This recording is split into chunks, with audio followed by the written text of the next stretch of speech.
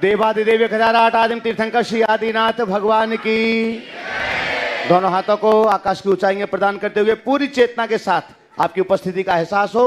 चैतन्य चमत्कारी श्री चंद्रप्रभु भगवान की, परम शांति विधायक श्री शांतिनाथ भगवान की, चिंतामणि श्री पार्श्वनाथ भगवान की, वर्तमान शासन नायक श्री वर्धमान भगवान की, 24 तीर्थंकर भगवंतों की, संत श्रोमणी 108 आचार्य गुरुवर श्री विद्यासागर जी महामुनिराज की, गुणायतन प्रणेता शंका समाधान जनक भावना योग प्रवर्तक तरुणाई के प्रखर वक्ता पूज्य मुनिवर श्री प्रमाण सागर जी महाराज की, क्षुल्लक श्री आदर सागर जी महाराज की, क्षुल्लक श्री समाधर सागर जी महाराज की, क्षुल्लक श्री चिद्रूप सागर जी महाराज की, क्षुल्लक श्री स्वरूप सागर जी महाराज की, क्षुल्लक श्री स्वभक सागर जी महाराज की।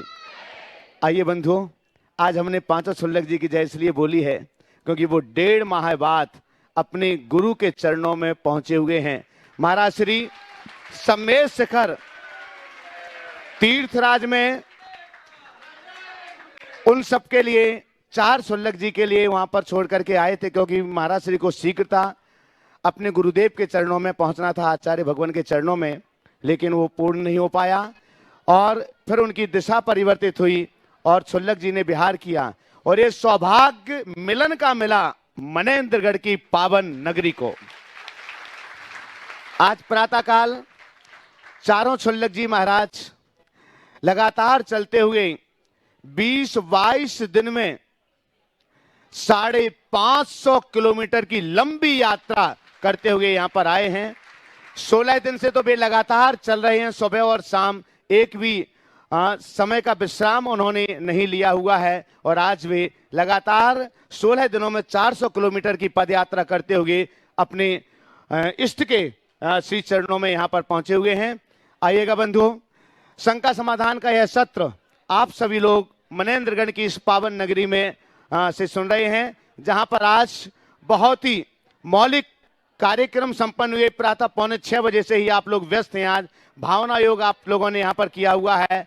महाराज श्री का मंगल प्रवचन, मिलन और उसके बाद दोपहर में एक ऐतिहासिक गढ़धर वलय विधान महाराज श्री की चरण सन्निधि में आप सभी लोगों ने संपन्न किया हुआ है। और अब सायंकाल शंका समाधान के सत्र को आप सुन रहे हैं। बंधुओं, मैं इस सत्र को प्रारंभ करूं उसके पहले आप सभी लोग और जो लोग देश और दुनिया के कोनों में अपने घरों पर बैठ करके महाराज श्री के इस लोकप्रिय शंका समाधान के कार्यक्रम को पारस चैनल, जिनवाणी चैनल और प्रामाणिक ऐप के माध्यम से देख रहे हैं, उन सबका हार्दिक अभिनंदन और स्वागत करता हूं। साथ ही उन सभी के लिए भी मंगल आशीष मिले, आप सबके लिए भी मंगल आशीष मिले, तो दोनों हाथों को जोड़िएगा। महाराज श्री के पावन चरणों में हम नमोस्तु निवेदित करते हैं, इच्छामि निवेदित करते हैं। हे महाराज श्री नमोस्तु नमोस्तु नमोस्तु। हे महाराज श्री इच्छामि इच्छामि इच्छामि। आइएगा बंधुओं, आज गुणायतन परिवार से स्तंभ के रूप में जुड़ रहे हैं श्री पद्मनी जैन, मानवी जैन, मनेन्द्रगढ़ छत्तीसगढ़ से। तो एक बार जोरदार करतल ध्वनि से उनका सम्मान कीजिएगा। मैं उन्हें बहुत सम्मान के साथ यहां पर आमंत्रित कर रहा हूं कि वे गुणायतन से स्तंभ के रूप में जुड़ रही हैं। पद्मनी जैन, मानवी जैन, कृपया पधारें। और आपका सम्मान करने के लिए मैं आमंत्रित कर रहा हूं शैलेश जी, विलासपुर से हमारे बीच हैं, गुणायतन के ट्रस्टी हैं। अगर यहाँ हैं तो कृपया पधारिएगा। और आज जो गुणायतन परिवार से जुड़ रहे हैं उनको गुणायतन का प्रतीक चिन्ह देकर के आज सम्मानित कीजिएगा। आज के गढ़धर वलय विधान के वे सौधर्म इंद्र भी हैं और गुणायतन के बहुत ही पुराने ट्रस्टी के रूप में भी हैं, तो कृपया पधारें। और जो आज गुणायतन से स्तंभ के रूप में जुड़ी हैं पद्मनी जैन, मानवी जैन, उनका सम्मान करें। थोड़ा सा और आगे बढ़ जाओ, आप उस तरफ पहुंच जाओ। हाँ ठीक है, चलेगा। जोरदार जोरदार करतल ध्वनि, अनुमोदना होना चाहिए इस पुण्य की।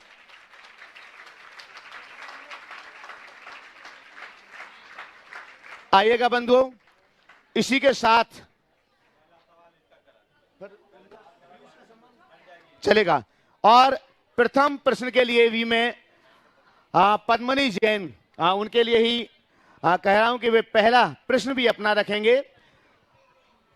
माइक दे दो पहले शिक्षिता से। आज बंधुओं, चूंकि बहुत ज्यादा लोग यहां पर उपस्थित हैं, आप तो हैं ही, आपके बंधु भी यहाँ पर उपस्थित हैं और भी लोग आज मनेन्द्रगढ़ से यहाँ पर उपस्थित हैं। आसपास के अतिथि भी यहाँ पर आज उपस्थित हैं। तो पहला प्रश्न रख रही हैं पद्मनी जैन। महाराज श्री के चरणों में त्रिवार नमोस्तु नमोस्तु नमोस्तु। महाराज श्री, हमारे शब्द और सोच दूरियों को बढ़ा देते हैं। कभी हम समझ नहीं पाते, कभी समझा नहीं पाते। इंसान अपना घमंड अच्छे वक्त में दिखाता है, लेकिन उसका भुगतान बुरे वक्त में करता है। बिल्कुल यथार्थ बात कही और इस वाक्य को हमें याद करना चाहिए और एक संकल्प मन में रखना चाहिए कि हम अगर अपने आप को घमंड से मुक्त कर दे तो कभी बुरा वक्त आएगा ही नहीं। एक कहावत है, अभिमानी का सिर नीचा, आज नहीं कल जरूर होता है। इसलिए व्यक्ति को अभिमान से मुक्त होकर सरलता के साथ जीना चाहिए। और शब्द और सोच यदि दूरियां बढ़ाती है तो इसका दूसरा पहलू ये भी है कि शब्द और सोच से दूरियां मिट भी जाती है। यदि हमारे शब्द किसी की दूरी बढ़ा रही है, अगर उसी समय हमने क्षमा के 2 शब्द प्रकट कर दिए और अपने हृदय में सरलता को प्रकट करके सोच को सकारात्मक बना दी तो दूरी पूरी भी हो सकती है। तो हम दूरियां बढ़ाने का काम करने की जगह दूरियां मिटाने का काम करने का प्रयास करें। हाँ। और बंधुओं, अब मैं यहाँ पर बुला रहा हूँ 2 ऐसे उत्साही युवा कार्यकर्ताओं के लिए जो बहुत सुदूर से महाराज श्री के साथ लगातार मंगल विहार में चले हुए हैं। चारों छुल्लक जी के साथ मंगल विहार में वे चलते हुए यहाँ तक पहुँचे हैं और उन्होंने सारी व्यवस्थाओं को विहार भी करवाया, आहार व्यवस्थाएं और सारी व्यवस्थाओं को उन्होंने अंजाम दिया हुआ है। पीयूष जी जयपुर से हमारे बीच हैं, पीयूष जयपुर राजस्थान से हमारे बीच हैं। महाराज श्री के पास पर्यूषण में ये बालक रहता है, 10 दिन का उपवास करता है। 32 दिन के 16 कारण के 32 उपवास करता है और उसके बाद सारी व्यवस्थाओं को देखते हैं, पूरी भोजनशाला देखते हैं। तो पीयूष जी यहाँ पर हैं और आपके सम्मान के लिए मैं आमंत्रित कर रहा हूँ रितेश जैन। एक साथ दोनों को बुला लो। और साथ में चलिए हरीश जी दिल्ली से हमारे बीच हैं। एक बार जोरदार करता हूं से दोनों बार। हालांकि 15 लोगों की टीम इनकी थी साथ में, लेकिन मैं इन दोनों को यहाँ पर आमंत्रित कर रहा हूं। और गुणायतन के ट्रस्टी भी हैं हरीश जी दिल्ली। आपके सम्मान के लिए आमंत्रित कर रहा हूं रितेश जी जैन नवयुवक मंडल अध्यक्ष और संतोष जी जैन सकल जैन समाज के अध्यक्ष। कृपया पधारें और दोनों साथियों का सम्मान करें। आपकी करतल ध्वनि लगातार इन साथियों के सम्मान में बजना चाहिए।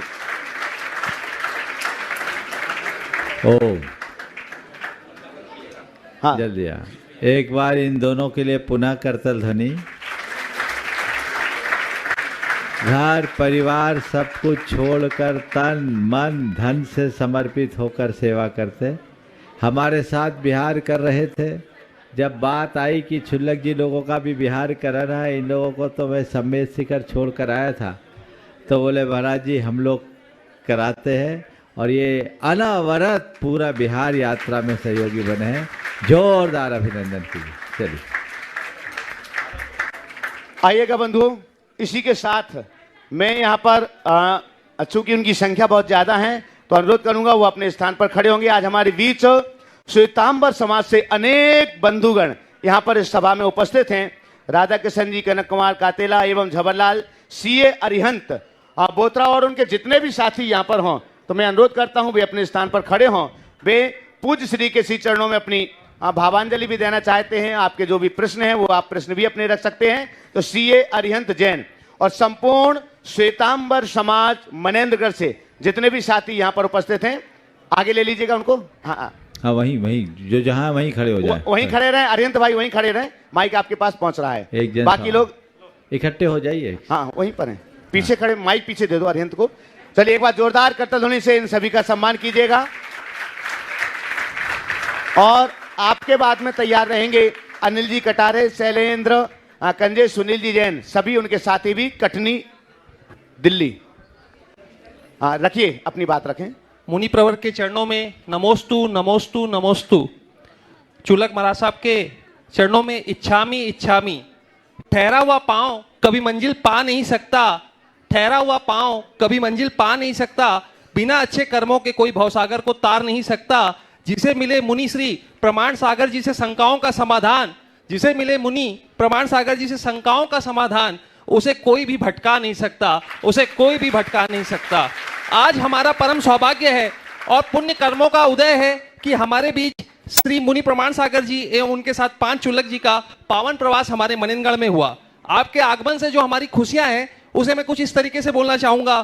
केसरिया केसरिया आज हमारो मन केसरिया, हम भी केसरिया तुम भी केसरिया, मनेनगढ़ नगरी आज केसरिया। जल्दी से सवाल कर लो, एक बार इनके लिए जोरदार करतल ध्वनि कर दो और सवाल कर लो। हाँ बोलो जल्दी। सवाल नहीं महाराज साहब, आज हमारी अर्जी है कि हमें एक सप्ताह का और समय सकल जैन श्वेतांबर संघ, या यूं कहूं कि सकल जैन दिगंबर और श्वेतांबर सकल जैन समाज या मनेनगढ़ समाज की तरफ से हम अर्ज करते हैं हाथ जोड़ के कि हमें एक हफ्ते का और प्रवास मिले।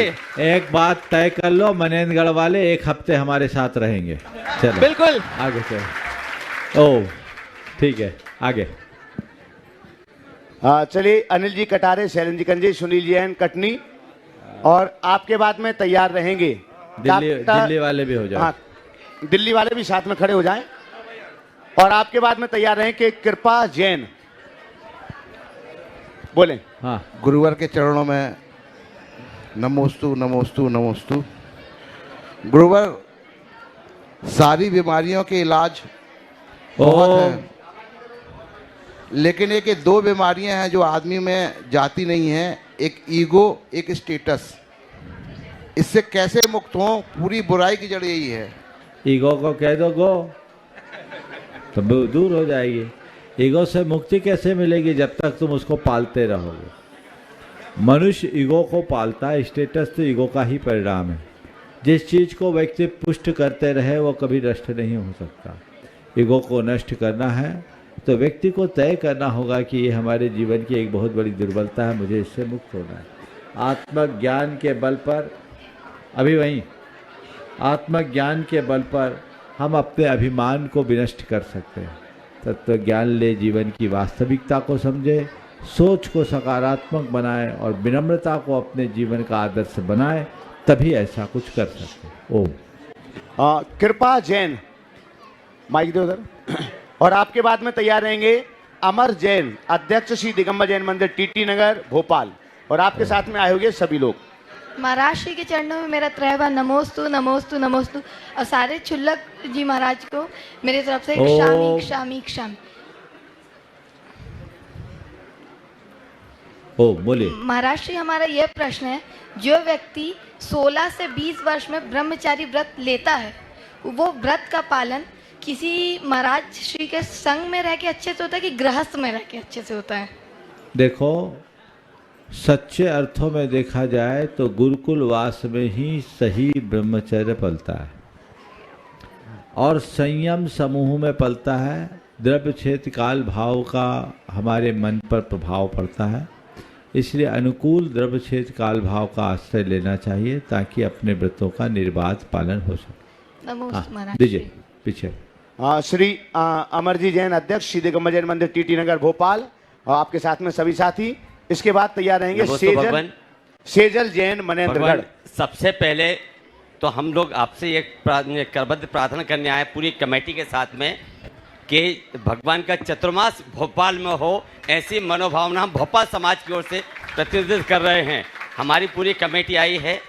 दूसरा, आपके मार्गदर्शन में ही हम एक भव्य मंदिर का जीर्णोद्धार कर रहे हैं भगवान, तो आपका जैसा भी हुक्म होगा, हमने इसके पूर्व या उसके पश्चात जैसा हुक्म होगा, हम निश्चित तौर से उसके लिए करने के लिए अग्रसर हैं। इसी मानतब से हम लोग आए हैं। भगवान, एक छोटा सा प्रश्न, हमारी छोटी बहू का प्रश्न है, शायद मैं बहुत अच्छे से प्रश्न कर पाऊँ नहीं कर पाऊँ, मैं नहीं कह सकता। उसका ऐसा कहना है था कि अष्ट प्रतिहार्य, जो भगवान के अष्ट प्रतिहार्य हैं, उन्हें हम शरीर के माध्यम से कैसे कर सकते हैं, कुछ ऐसा उसका प्रश्न है। पहले तो मैं चाहूँगा एक बार इस टीम का जोरदार अभिनंदन कर दूं। ये भोपाल की बड़ी सक्रिय, समर्पित और कर्मठ टीम है, और अभी वर्तमान में टीटी नगर जैन मंदिर को पूरी तरह से ये संभाल रहे हैं। बहुत बड़े उद्देश्य को लेकर चल रहे हैं। मैं भावना भाता हूँ आपका उद्देश्य जल्दी सफल हो।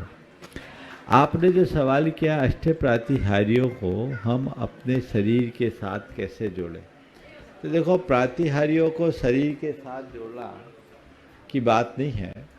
मैंने जब भक्तामर पर अपना प्रवचन दिया तो भक्तामर के प्रवचनों में 8 प्रातिहार्यों का प्रतीक वैज्ञानिक विश्लेषण किया है और उससे हम इन 8 प्रातिहार्य से युक्त भगवान का किस भांति ध्यान कर सकते हैं, वो बहुत अच्छा विवेचन है। 8 प्रातिहार्य पर हमारे 6 प्रवचन हैं भक्तामर में। आप उनको बोलो, उनको सुन ले। यहाँ मैं दूंगा तो बहुत विस्तार हो जाएगा और फिर आज बहुत सारे लोगों का सवाल है तो वहाँ से उनको उत्तर प्राप्त हो सकता है। एक बार उसे जरूर सुने। नमोस्तु। सेजल जैन मनेंद्रगढ़, और इसके बाद में तैयार रहेंगे डॉक्टर सुधीर जैन मनेंद्रगढ़। महाराज जी के चरणों में नमोस्तु नमोस्तु नमोस्तु। क्षुल्लक जी को इक्षामि इक्षामि इक्षामि। महाराज जी, मेरा यह प्रश्न है, क्या विज्ञान के विकास से धर्म का विनाश हो रहा है? मार्गदर्शन दें। देखिए, विज्ञान के विकास से धर्म का विनाश हो रहा है, ये कथन मुझे सुसंगत नहीं लगता। लेकिन मनुष्य की सोच के कारण धर्म का ह्रास जरूर होता है। विज्ञान हो या टेक्नोलॉजी, यदि सही सोच के साथ अपनाया जाए तो हम इससे धर्म का विकास भी कर सकते हैं। आज हम घर बैठे धर्म की, तत्व ज्ञान की बड़ी बड़ी बातें सुन रहे हैं। लाखों लोगों को लाभ मिल रहा है। जो सहज सुलभ नहीं थी वो सब बातें आज सहज सुलभ होने लगी।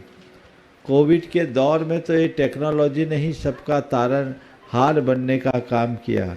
फिर ये कैसे कहे कि विज्ञान ने हमारा विनाश किया, धर्म का विनाश किया? ये आरोप थोड़ा ठीक नहीं। हमारे लिए सहारा भी बन सकता है यदि हमारी सोच वैसी हो। विज्ञान ने हमें चीजें दी, अब इन चीजों का हम उपयोग कैसे करें? मुझे अल्बर्ट आइंस्टीन की एक बात याद आ रही है। अल्बर्ट आइंस्टीन ने जब एटॉमिक पावर का इन्वेंशन किया तो उसके बाद उनसे किसी ने सवाल किया कि आपने एटॉमिक पावर का इन्वेंशन किस लिए किया? बोले मानवता के निर्माण के लिए।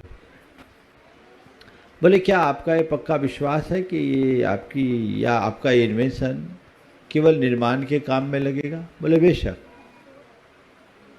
आपका ये आविष्कार केवल निर्माण के काम में लगेगा? बोले हाँ बेशक, जब तक कि मनुष्य का दिल और दिमाग दुरुस्त हो।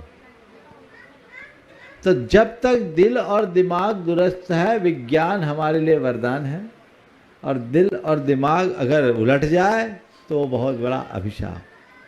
तो धर्मी व्यक्ति यदि विज्ञान का उपयोग करता है तो संतुलित मन से करेगा, वो उसका सही उपयोग करेगा। और पापी व्यक्ति यदि विज्ञान का उपयोग करेगा तो विध्वंस में करेगा। हम सही उपयोग करें। चीजें अपनी जगह है, चीजों से भी ज्यादा महत्व उनके उपयोग का है। आप कैसा उपयोग कर रहे हैं? आपके हाथ में दिया सलाई है, आप उससे दीप भी जलाकर किसी का घर रोशन भी कर सकते हैं, तो पूरी बस्ती को खाक भी कर सकते हैं। इसमें दिया सलाई का क्या दोष? दोस्तों, प्रयोगकर्ता का है। इसलिए मैं इस वाक्य को बदल कर कहता हूं, हर धर्मी को वैज्ञानिक होना चाहिए और हर वैज्ञानिक को धर्मी होना चाहिए।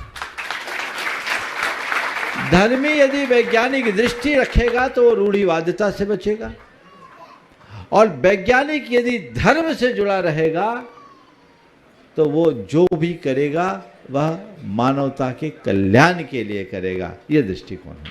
नमोस्तु महाराज जी। डॉक्टर सुधीर जैन मनेंद्रगढ़, आपके बाद तैयार रहेंगे पूर्वी वर्जात्या। महाराज जी के चरणों में त्रिवार नमोस्तु और क्षुल्लक जी के चरणों में इच्छामि।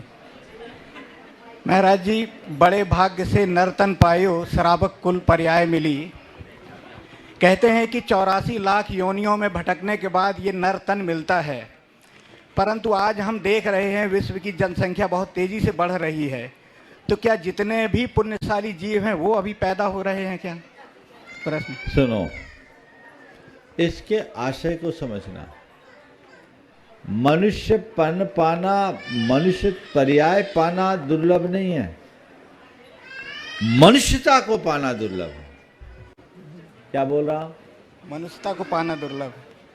नर्तन पाए और नरत्व पाए, दोनों में अंतर है। नर्तनधारी तो इतने बढ़ रहे हैं कि जनसंख्या नियंत्रण के कृत्रिम उपाय करने पड़ रहे हैं। जी जी। लेकिन मनुष्यता का क्या हाल है? मनुष्यता दिनों दिन गिर रही है, वही चिंता का विषय है। तो हम सबको मनुष्यत्व को उद्घाटित करना चाहिए।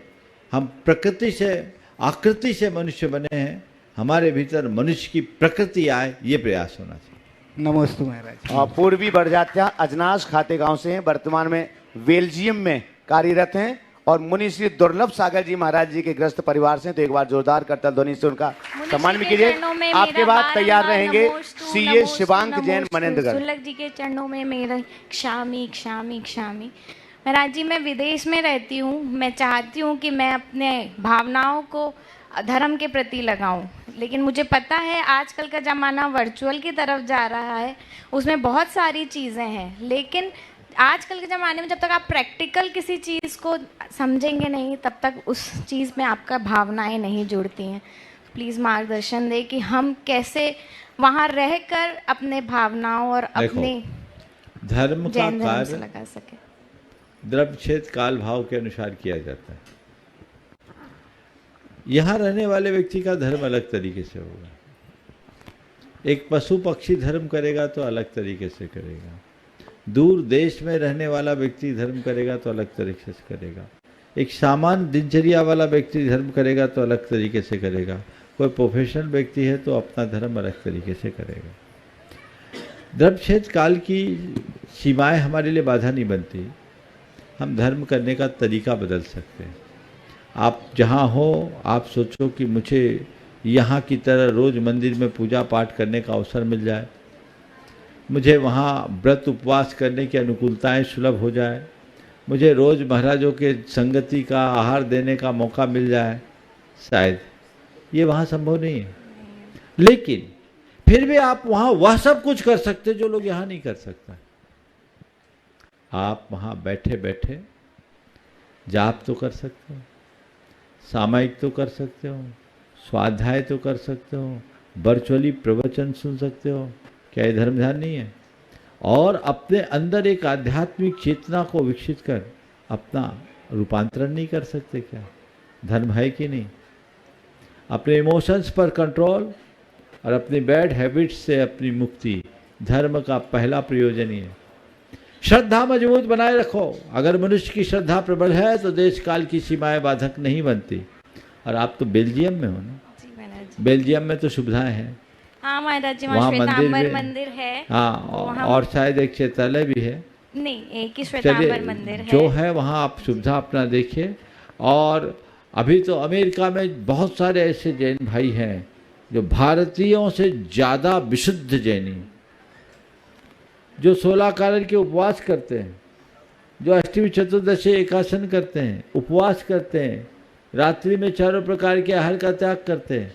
सारी सुविधाएं लोगों को उपलब्ध हो जाती है यदि हमारी प्राथमिकताएं वैसी हो जाए। इसलिए बहुत अच्छा, अपने भावना भाई हैं। अब रहना वहीं है तो आपको ये तय करना है यहाँ रहते हुए मैं क्या कर सकती हूँ। जितना बने उतना कीजिए। नमोस्तु। सीए शिवांक जैन मनेन्द्रगढ़। और आपके बाद में तैयार रहेंगे विनय कुमार जैन चिरमिरी, ट्रस्टी गुणायतन। गुरु जी के चरणों में बारंबार नमोस्तु नमोस्तु नमोस्तु। चुल्लत जी के चरणों में क्षामी क्षमा। महाराज जी, मेरा एक प्रश्न है कि आजकल के जो शुभचिंतक होते हैं वह हमारा शुभ देखकर चिंतित हो जाते हैं, तो ऐसे शुभचिंतकों से हमें कैसा व्यवहार करना चाहिए? अतः हम ऐसे लोगों की संगत से कैसे बच सकते हैं महाराज जी? हमारे शुभ को देखकर कोई चिंतित होते हैं तो हमें परेशान होने की क्या जरूरत? परेशानी उनकी। और चिंतित वो है कि तुम अच्छा है, तुम्हारे शुभ देखकर वो चिंतित हो रहे हैं, तो तुम परेशान होने की जगह भगवान से प्रार्थना करो, भगवान उसका भी शुभ कर दो,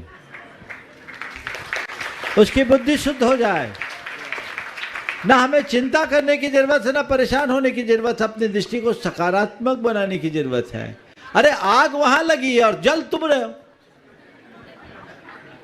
ये कौन सी बात हो गई?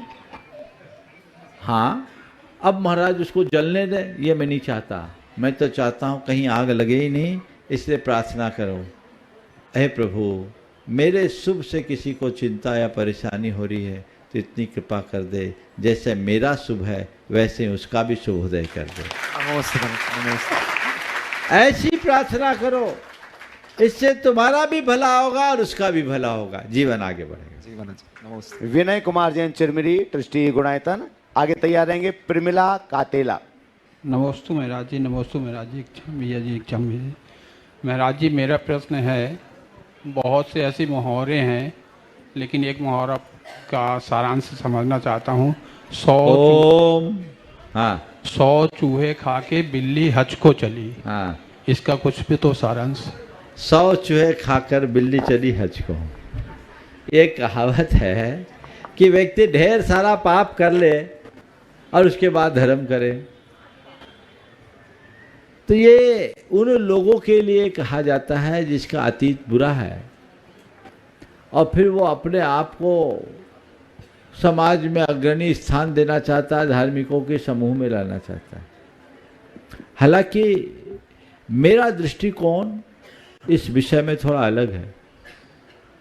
अगर बिल्ली ने 100 चूहे खाए और फिर बिल्ली हज को जा रही है तो हम इसकी व्याख्या कुछ इस तरीके से करना पसंद करेंगे जो मुहावरा के प्रसिद्ध अर्थ से भिन्न है कि देखो 100 चूहा खाने के बाद अगर हृदय बदल जाए तो बिल्ली भी हज को जा सकती है। और भावना भाई कि कभी चूहा ना खाए। इसलिए मैं कहता हूं कोई व्यक्ति यदि पापी रहा हो और वो धर्म के दरबार में आ रहा है तो ये मत कहो कि देखो ये पापी आ गया, 100 चूहा खा करके दिल्ली चली हज को, ऐसा मत कहो। कहो देखो अंजन भी निरंजन बन रहा है। अंजन चोर का इतिहास हमारे सामने है। क्या ये सकारात्मक दृष्टिकोण नहीं रखा जा सकता? अगर किसी ने अतीत में कोई पाप किया तो क्या वो पापी बने रहने के लिए अभिशप्त है? पापी भी परमात्मा बन सकता है यदि हृदय परिवर्तन हो जाए। अंजन भी निरंजन हो सकता है, बशर्ते उसका धर्म छद्म न हो, यथार्थ हो, अंतस्पर्शी हो। दिखावा, ढोंग इस तरह को धर करके कोई करेगा उसके लिए कहावत लागू होगी। लेकिन हृदय परिवर्तन के साथ यदि कोई करता है तो हमें उसे हृदय से लगाना चाहिए और सोचना चाहिए कि आज जिसकी हम पापी कहकर आलोचना करते हैं, उपेक्षा करते हैं, हो सकता है कल उसमें परमेश्वर प्रकट हो जाए, और ऐसा अतीत में हुआ भी। प्रमिला कातेला शीघ्रता से खड़े हों और इसके बाद में तैयार रहेंगे कुमारी दीक्षा जैन। महाराज जी के चरणों में मेरा कोटि वंदन। मेरा सवाल है कि मनुष्य गति उत्तम गति बताई है, उससे ऊपर है देव गति। तो देव गति तो एक फॉरेन ट्रिप जैसी है, वहाँ कोई पुण्य का उपार्जन नहीं है, वहाँ तो मनुष्य गति से किया हुआ पुण्य खर्च करते हैं। तो मतलब वही हो गया कि मनुष्य गति में खर्च करो और देव गति में पुण्य अपना खर्च करके आओ, फिर मनुष्य गति में पुण्य कमाओ। तो ये चक्कर कैसे? देखो फॉरेन ट्रिप दो तरह से होता है। सुनो, एक मौज मस्ती करने के लिए फॉरेन ट्रिप करते हैं और एक कारोबार करने के लिए फॉरेन ट्रिप करते हैं। पर वहाँ सुनो, बता रहा हूँ, अभी आपकी बात सुन लिया। फॉरेन ट्रिप केवल मौज मस्ती के लिए नहीं होता। हमने पुराणों में पढ़ा है, शास्त्रों में पढ़ा है कि पहले बड़े बड़े सेठ साहूकार होते थे, विवाह होते ही विदेश जाते थे पैसा कमाने, कमाई करने के लिए, कुछ अर्न करने के लिए। तो ये जो देव पर्याय है ना, इसमें दोनों अवसर है। जो पापी देव बनते हैं, पापी व्यक्ति यदि देव बनता है तो उसका देव गति फॉरेन ट्रिप की तरह है। सारा अपना पुण्य खर्च करके वहाँ से मरकर एक इंद्रिय पेड़ बनता है या पशु बनता है, सारा पुण्य गंवा देता है। लेकिन धर्मी यदि देव बनता है तो वहाँ पुण्य का नया उपार्जन करता, वो कमाने गया, गंवाने नहीं। धर्मी के संस्कार अलग होते हैं। वो नियोक्ता जो भोग वैभव के साधन उसे प्राप्त होते हैं, उनका हे बुद्धि से उपभोग करता है, और वहाँ रह करके भी वो परमात्मा की आराधना में समर्पित हो जाता है। मिथ्या दृष्टि भोगों में रत होता है, और सम्यक दृष्टि सबसे पहले भगवान के चरणों में जाता है, उनके समो शरण में जाता है, उनके दर्शन बंधन से अपने जीवन को धन्य करता है।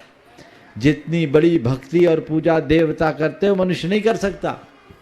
तो दोनों तरह का ट्रिप है।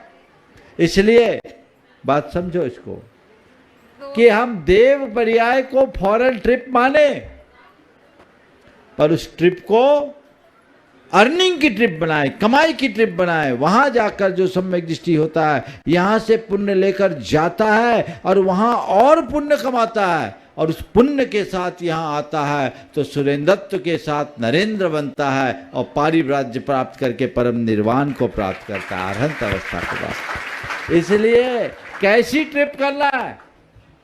विदेश जाने का मौका मिले तो एक तो जेब खाली करके आने वाले हैं और दूसरे जेब भर के आने वाले हैं। बोलो तुम कैसा बनना चाहते हो? हाँ बोलो। महाराज थोड़ा खाली करे थोड़ा भरे नहीं, वहां जितना मौज मस्ती करना करना, लेकिन इस हिसाब से आना कि लौटे तो जेब भरी हो।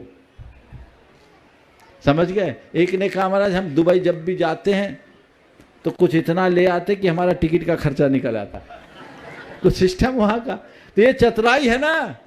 ऐसे ही ज्ञानी जी स्वर्ग का वैभव पा करके भी उसमें रमता नहीं, और अज्ञानी जी भोगों में आसक्त होकर अपना पतन करते। धन्यवाद। कुमारी धन्यवाद नहीं नमोस्तु बोलते।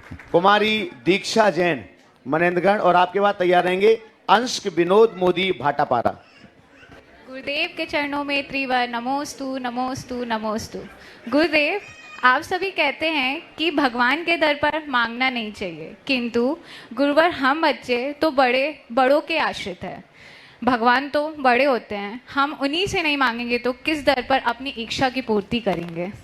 बिल्कुल भगवान बड़े होते हैं, मांगने की जरूरत नहीं। बड़े वो होते हैं जो बिना मांगे दे देते हैं। पेड़ के नीचे जाओ और छाया मांगो, उसको क्या बोलेंगे?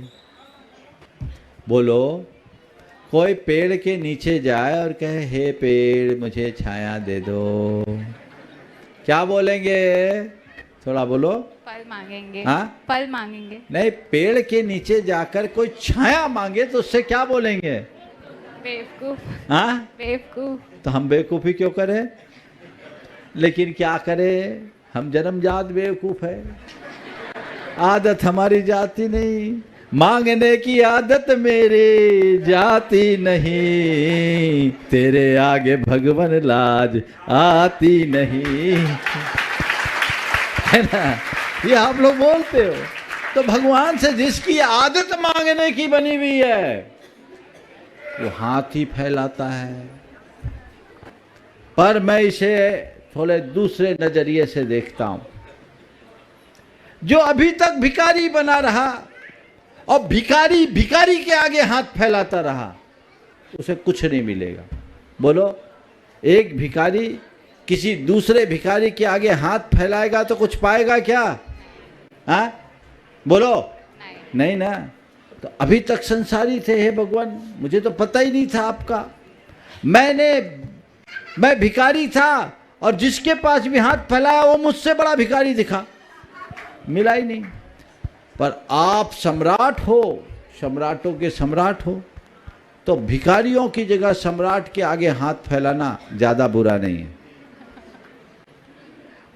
उत्तम तो यही है कि कहीं हाथ फैलाओ ही नहीं, लेकिन एक व्यक्ति कहीं भगवान के आगे हाथ फैला रहा है तो ये उसकी कमजोरी को दर्शा रहा है, पर कम से कम भगवान के पास फैला रहा है। हो सकता है कल भगवान की शरण में आए और अपनी भगवत्ता को पहचान ले तो हाथ फैलाने की आदत भी छूट जाएगी।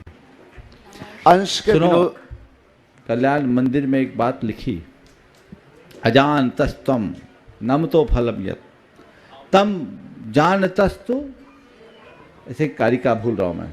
हे भगवान, नहीं, हे भगवान, एक व्यक्ति है जो आपके स्वरूप को न जानते हुए इधर उधर हाथ फैला रहा है, और एक वह व्यक्ति है जो आपके चरणों में आकर अपना हाथ फैला रहा है। दोनों में श्रेष्ठ कौन है?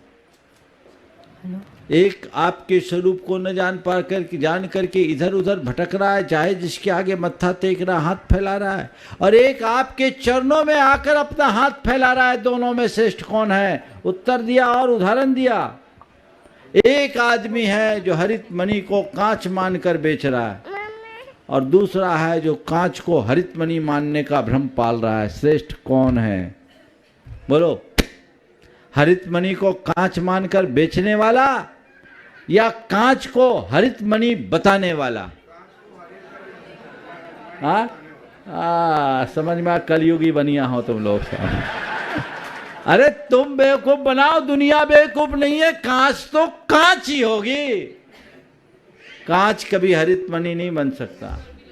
लेकिन कोई नादान हरित मणि को आज कांच मान रहा है, ठीक है, लेकिन जिस पल उसे पता लगेगा ये कांच नहीं हरित मणि है, उसी क्षण माला माल हो जाएगा। समझ गए? कांच तुम्हें निहाल नहीं कर सकता और हरित मणि एक पल में निहाल कर देगा। इसलिए यदि कभी मांगना भी है तो कहाँ मांगो? सम्राट से मांगना, भिखारी से नहीं। क्या? और ये सम्राट ऐसे हैं कि मांगने की जरूरत ही नहीं है, इसलिए बेवकूफ़ी खत्म करो और भगवान कहो तेरे आगे लाज मुझको आती नहीं, अब लाज आने लगी है क्योंकि मैंने अपनी लाज जान ली है। ये सोच होनी चाहिए। ओ अंश को विनोद मोदी भाटापारा। अशोक भाई, अब क्षुल्लक जी लोग सवाल होगा, बहन जी एक सवाल करेगी प्रतिभास्थली, उसके बाद प्रश्न, उसके हे बाद। गुरुवर, नमोस्तु नमोस्तु नमोस्तु। हाँ, भाटापारा सकल जैन समाज का नमोस्तु, मोदी परिवार का नमोस्तु। हे रत्नत्रयधारी गुरुदेव, हमें अक्सर महसूस होता है कि दूसरों का जीवन हमसे अच्छा है, लेकिन हम ये भूल जाते हैं कि उनके लिए भी तो हम दूसरे ही हैं। तो हे मुनिवर, हमारी दृष्टि इतनी विशाल कैसे बने कि हम अपना प्राप्त जीवन ही पर्याप्त महसूस कर सकें? फिर से बोलिएगा सवाल, पहला भाग नहीं सुना मैं। हमें अक्सर ऐसा महसूस होता है कि दूसरों का जीवन हमसे अच्छा है, लेकिन हम ये भूल जाते हैं कि हम भी तो उनके लिए दूसरे ही हैं। बिल्कुल ठीक है। तो हे मुनिवर, हमारी दृष्टि इतनी विशाल कैसे बने कि हम अपना प्राप्त जीवन ही पर्याप्त महसूस कर सकें? प्राप्त को पर्याप्त हम कैसे महसूस करें? दूसरों को जब तक देखोगे तब तक तुम्हें अपना जो प्राप्त है वो अपर्याप्त ही लगेगा, और अपनी ओर देखोगे तो जो अपना है वो सब कुछ दिखेगा। अपने को आदत बदलनी होगी, संतोष को अपने जीवन का आदर्श बनाना होगा। मुनिश्री, आज ये झाड़ी का जो बोलिया था वो कमेटी से बहुत बढ़िया। हम अंतिम प्रश्न ले रहे हैं। अंकिता जैन जबलपुर प्रतिभास्थली से हमारे बीच हैं दीदी, और वो अपना प्रश्न रखेंगी। यहीं की है? हाँ, यहीं की, मनेंद्रगढ़ की ही रहने वाली हैं और जबलपुर प्रतिभास्थली में है वो। और इसके बाद में हम बहुत ही विनय भावना के साथ में क्षुल्लक श्री सुभग सागर जी महाराज जी के चरणों में निवेदन कर रहे हैं। महाराज श्री के चरणों में बारंबार नमोस्तु, सभी क्षुल्लक महाराज जियों के चरणों में बारंबार क्षामी। महाराज श्री, वैसे तो प्रतिभा स्थली आज सभी जानते हैं, देश का एक बच्चा भी बता सकता है कि प्रतिभा स्थली क्या चीज़ है और आचार्य भगवान ने किस उद्देश्य को लेकर के आज प्रतिभा स्थली को खोला था, ये सभी जानते हैं। लेकिन मुझे थोड़ा सा दुख होता है कि इतनी बड़ी प्रतिभा स्थली जहाँ पर विदेश से भी लोग पढ़ने के लिए आते हैं, अध्ययन करने के लिए आते हैं, वहाँ या हमारे यहाँ से एक बच्चा पढ़ता नहीं है। देखिए, सबसे पहली बात तो एक बार बहन जी का जोरदार खड़े रख एक मिनट जोरदार अभिनंदन करें। ये आपके समाज की गौरव है। शायद 2 बहनें हैं और दोनों बहनों ने अपना पूरा जीवन गुरु चरणों में समर्पित किया है और गुरुदेव के लक्ष्य को पूर्ण करने में अपनी बहुत बड़ी सहभागिता दे रही हैं। निश्चित ये मनेंद्रगढ़ की पूरी समाज के लिए बहुत बहुत गौरव का विषय होना चाहिए। देखिए, प्रतिभास्थली गुरुदेव की बहुत दूरदर्शी सोच की अभिव्यक्ति है और पिछले लगभग 20 साल हो गए। 20 वर्षों में प्रतिभा स्थली ने बहुत ही क्रांतिकारी काम किए। कई बच्चियों का जीवन बदल गया और वहाँ से पढ़ी हुई बच्चियाँ जिस घर में गई है वहाँ जैनत्व की ज्योति युग युगांतरों के लिए सुरक्षित हो गई है। ये एक बहुत अच्छी बात है। संस्कार युक्त शिक्षा देने की भावना गुरुदेव ने प्रकट की। हम तो एक ही बात जानते हैं, हम आम लोगों में और गुरुदेव में एक बड़ा अंतर है। आम लोग केवल बात करते थे, हमारे गुरुदेव समाधान देते हैं। हमारे यहाँ कहा जाता था बच्चियाँ भाग रही है, गुरुदेव ने कहा बच्चियाँ भागे उससे पहले उनको जगा दो, और उनको जगाने के लिए प्रतिभा स्थली खोल दी। अब कोई बच्ची भागेगी कहाँ? आप चाहते हो कि मेरी बेटी मर्यादा में रहे, मेरी बेटी संस्कारों से युक्त रहे, मेरी बेटी इधर उधर न भागे, मेरी बेटी इसके उसके चक्कर में न फंसे, उसके जीवन में शील संयम संस्कार और सदाचार की ज्योत जलती रहे, तो प्रतिभा स्थली से अच्छा कोई विद्यालय नहीं होगा, जहाँ गुणवत्ता युक्त शिक्षा के साथ संस्कार भी मिले। आज भारत के प्रधानमंत्री ने भी इसकी कितनी सराहना की। समाज को चाहिए कि इस बात पर ध्यान दे और अपने बच्चों के भावी जीवन को सुरक्षित करने के लिए अपना बच्चियों को वहीं दाखिल करे। नया सत्र चालू होने वाला है। जिनकी भी बेटियां 4th क्लास से एडमिशन शुरू होता है, कहाँ तक होता है? 6 तक, हाँ 6वीं तक। जिनकी भी 4वीं से 6वीं तक की बच्चियां हैं, मैं चाहता हूं अगर आप अपनी बच्ची का भाग्य संवारना चाहते हैं, जीवन संभालना चाहते हैं, तो वहीं भेजो। हालांकि वहाँ सीटें फुल रहती है, एडमिशन की प्रक्रियाएं थोड़ी अलग है, लेकिन जो भी जाएंगे बहुत अच्छे तरीके से जाएंगे। एक बहन आज सुबह आहार दे रही थी, कही थी मैं प्रतिभा स्थली में पढ़ी हूँ। कौन थी सुबह? आज कल की बात है, कल दे रहे थे। तो कहने का तात्पर्य ये है कि जो भी संस्कार पाते हैं वो अपना जीवन धन्य करते हैं। आप अपने बच्चों को भेजें। मनेंद्रगढ़ के लिए नहीं बोल रहा हूँ, पूरे देश के लोग जहाँ भी सुन रहे हैं वे जरूर अपने बच्चों को भेजें। जहाँ तक लोगों की सोच बनती कि हिंदी माध्यम है इसलिए नहीं भेजें, वहाँ माध्यम का कोई बैरियर नहीं है। वहाँ पढ़ने वाली बच्चियों की हिंदी, अंग्रेजी और संस्कृत तीनों बहुत अच्छी होती। बल्कि आज इंग्लिश मीडियम में पढ़ने वाले बच्चों के तो न इंग्लिश अच्छी न हिंदी अच्छी, वो गदरे हो जाते हैं, न इधर के न उधर के। और वहाँ जो बच्चियाँ पढ़ रही है वो बहुत उत्तम। मैं कोलकाता में था, एक चार्टर्ड अकाउंटेंट दंपति मेरे पास आए।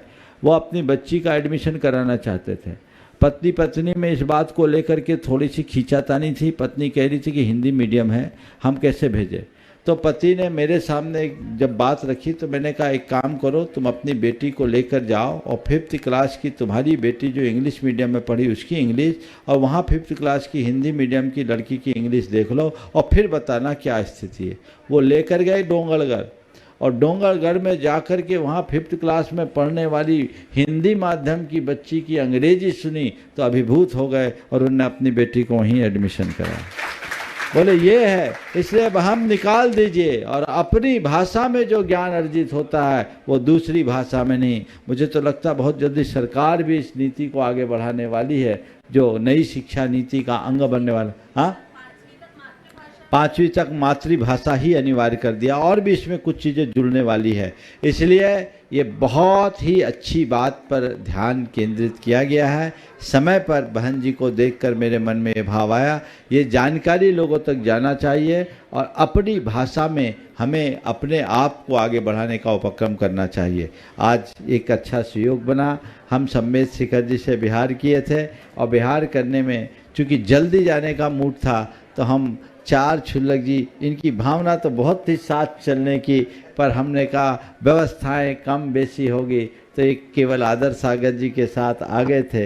इन चारों का मन मायूस हो रहा था, पर अब योग बना। लगभग 42-44 दिन के अंतराल के बाद आज ये लोग आए और बहुत तत्परता से चल कर के आए हैं, बिना रुके।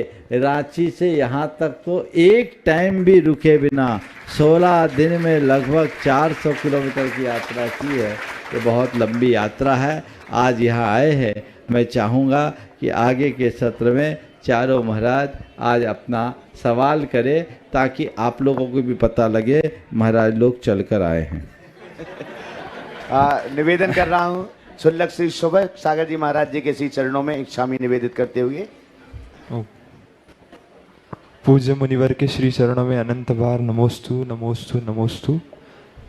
महाराज श्री, आज के समय में हर व्यक्ति धन संपन्न बनना चाहता है। वो यह सोचता है कि वो धन संपन्न यदि बन जाए तो वो सम्मानीय होगा, प्रतिष्ठा को प्राप्त करेगा। लेकिन हम लोगों के सामने एक जीता जागता उदाहरण है कि कमाई की अपेक्षा त्यागने वाले व्यक्ति का ज़्यादा सम्मान होता है। तो भगवान, हम आपके माध्यम से ये जानना चाहते हैं कि कमाई की अपेक्षा त्याग का क्या महत्व है और किस प्रकार से त्याग का महिमा समझनी चाहिए। नमस्ते। बहुत अच्छा सवाल है। महाराज के सवाल का उत्तर बाद में दूंगा, पर पहले इनके सवाल को थोड़ा सा मैं अलग दिशा देना चाहता हूँ। महाराज ने कहा लोग धन संपन्न होना चाहते हैं। मुझे कोई गुरेज नहीं, आप जितना धन संपन्न होना चाहें हो जाएं, लेकिन धन संपन्न के साथ धर्म संपन्न भी हों, ताकि धन आपके जीवन को धन्य कर सके। जो धन संपन्नता के साथ धर्म से संपन्न होते हैं, उनका धन उनके जीवन को धन्य करता है, और जो धर्म शून्य होते हैं उनका धन उनके पास धरा रह जाता है, एक दिन निधन हो जाता है।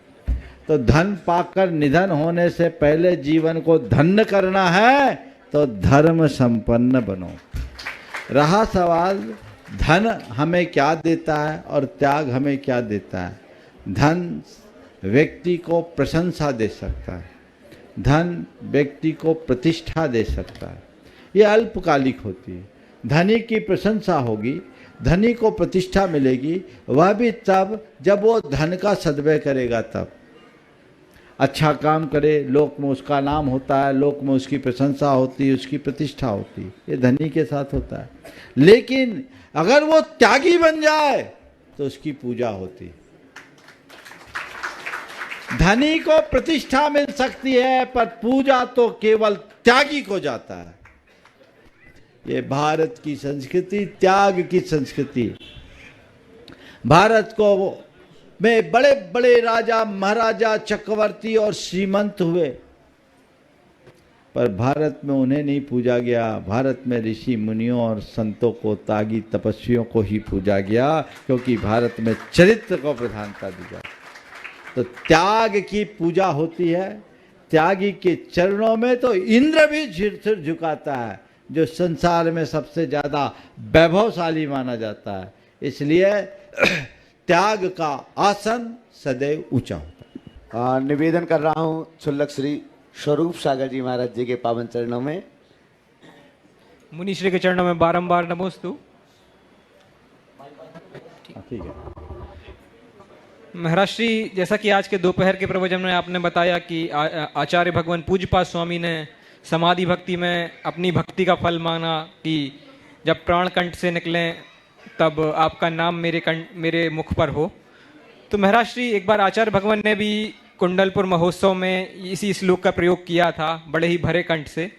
तो इतने बड़े बड़े साधक महाराज श्री ये भावना क्यों कर रहे हैं कि जब प्राण कंठ से निकले तब आपका नाम मेरे मुख से निकले?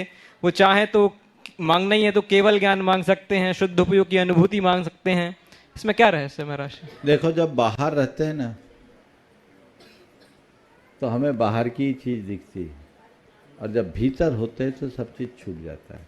भगवान के प्रति भक्ति बाहर होती, और जब भक्ति होती है तो इस तरह का भाव होता ही है। आपने बोला शुद्धोपयोग केवल ज्ञान मांगने से मिलता नहीं, ये तो हमारी आत्मा की लीनता का फल है। जब आत्मा के साथ एकाकार संबंध हो जाता है तो ये सब चीज़ें छूट जाती है। ना वहाँ कुछ मांगने की बात होती है, ना देने की बात होती है।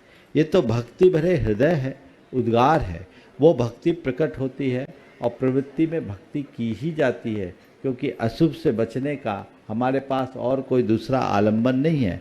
हर पल आत्मस्थ होकर नहीं जिया जा सकता, इसलिए पाप से बचना है तो हमें भक्ति के मार्ग का आलंबन लेना चाहिए।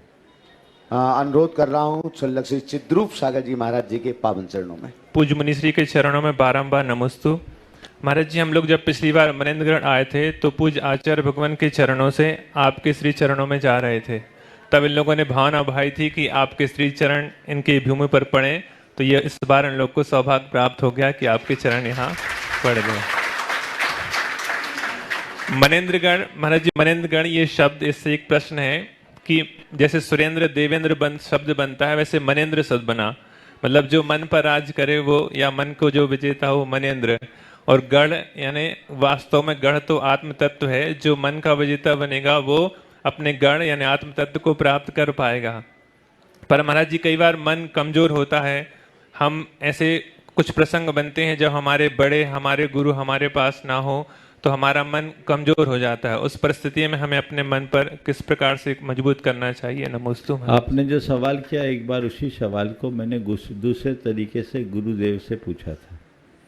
और गुरुदेव जब प्रतिक्रमण पढ़ा रहे थे तो मैंने ऐसे ही पूछा कि जब किसी निमित्त से मन उद्विग्न हो जाए तो क्या करना चाहिए? मन उद्विग्न हो जाए तो क्या करना चाहिए? उन्होंने बहुत सधावा उत्तर दिया, विजित मना के चरणों में चले जाना चाहिए। क्या? विजित मना के चरणों में चला जाना चाहिए। गुरुजनों का, बड़े जनों का जब योग हो और मन में तकलीफ हो, स्वाभाविक ही ऐसा होता है। ये अंदर का अनुराग, ये भक्ति है जो हमें अंदर से विवल करती है। लेकिन उस समय यदि हम भगवान की शरण में चले जाएं या गुरुओं की बातों को अपने हृदय में आत्मसात कर लें तो अपने परिणामों को बहुत आसानी से स्थिर किया जा सकता है। इच्छाई पूर्वक निवेदन है क्षुल्लक श्री समाधर सागर जी महाराज जी के पावन चरणों में। महाराज जी के चरणों में नमोस्तु नमोस्तु नमोस्तु। महाराज जी बीच में जब हम लोग आ रहे थे तो एक बच्ची ने प्रश्न किया था, जब हम लोगों ने वहाँ पर उनको संबोधन दिया था कि क्या पाप होता है क्या? क्योंकि जब इस देश में जब हम देखते हुए आए कि यहाँ से वहाँ तक हिंसा का साम्राज्य छाया हुआ है, लोग वही खाते पीते हैं, तो उस बच्ची ने प्रश्न किया था जब पाप होता है तो हम लोगों को इस पाप की परिभाषा का परिचय क्यों नहीं कराया जाता? तो इसको हम लोगों तक किस प्रकार से पहुँचा सकते हैं समाधान के? पाप का परिचय कराने की जरूरत नहीं, सारा संसार पाप से परिचित है। लेकिन पाप और पुण्य का विषय तो उनके लिए है जिनके मन में पाप से डर हो। जिनके हृदय में पाप से डर ही नहीं, उनको क्या पाप क्या पुण्य, वो तो उनके अपने जीवन का तरीका है और वो अपने जीवन के तरीके से जीते हैं, इसलिए वैसा होता है। इसलिए हमें ये कहना चाहिए कि तुम्हारे हृदय में अगर पाप पुण्य की समझ है और पाप से डर है तो तुम पाप से बचो। और जिनके लिए पाप से कोई डर नहीं, वो तो एक कसाई भी अपना जीवन जीता है, उसके लिए हम कुछ नहीं कर सकते। जब उनकी पात्रता जगेगी, उनका भाग्य जगेगा, तभी ऐसा कुछ हो सकेगा। समय हो गया है, यहीं पर विराम। बोलिए परम पूज्य आचार्य गुरुवर श्री विद्यासागर जी महाराज की। कल का प्रातः काल का कार्यक्रम बिजरी में होगा, आप सबको पता है ना। बिजरी वाले बहुत दिन से लगे हुए हैं। कल आप लोगों को जितना मौका मिला ज़्यादा मिल गया, आज का तो बोनस है, इसलिए दो शंका समाधान। कल की आहारचर्या मध्य प्रदेश में होगी। मध्य प्रदेश के लोग आज बहुत संख्या में आए भी हैं और छत्तीसगढ़ से कल और छत्तीसगढ़ वाले विदाई की बेला में कल वहाँ तैयार रहेंगे, जहाँ पर एमपी और छत्तीसगढ़ की सीमा मिलती है। तो ज़्यादा से ज़्यादा संख्या में यहाँ से जहाँ से भी हैं